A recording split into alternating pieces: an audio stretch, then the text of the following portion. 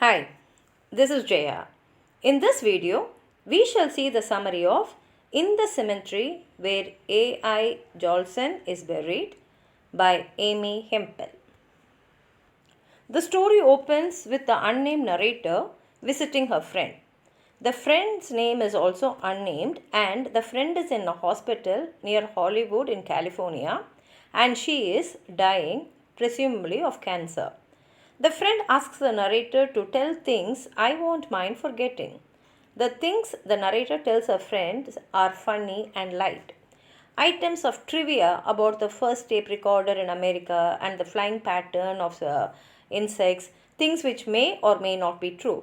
The friend is interested in hearing about the first chimp that was trained to talk until the narrator warns her that the outcome is sad, at which point the friend commands her to stop the story.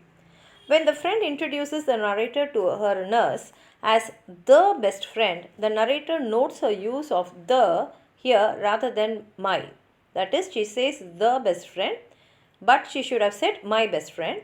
And this implies that in some way the friend views her connection with the nurse as actually being the closer bond now. Feeling guilty, the narrator ponders her reasons for waiting 2 months to come to visit her. The doctor enters the hospital room and the friend flirts with him. Like the nurse, he also seems to have a closer relationship with the friend that does the narrator. He is the good doctor because he makes jokes about death and disease with her and is a little in love with her. He suggests that the narrator go to the nearby beach so that he can be alone with her.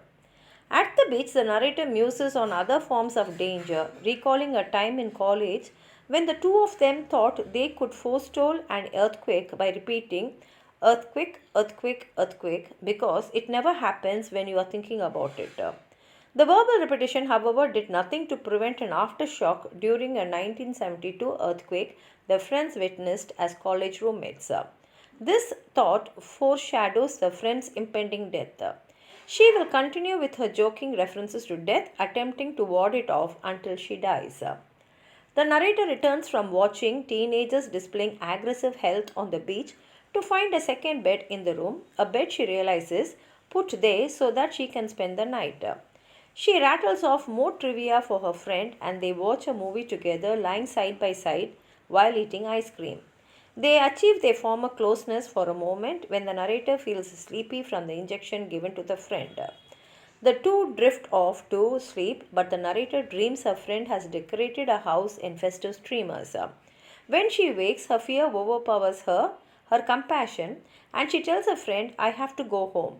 Though she feels weak and small and failed, she also feels exhilarated by imagining her escape back to her convertible and visiting trendy Malibu restaurants.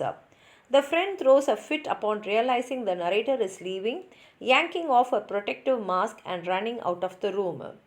The next mention of the friend is when she is moved to the cemetery, the one where the A.I. JOLSON is buried.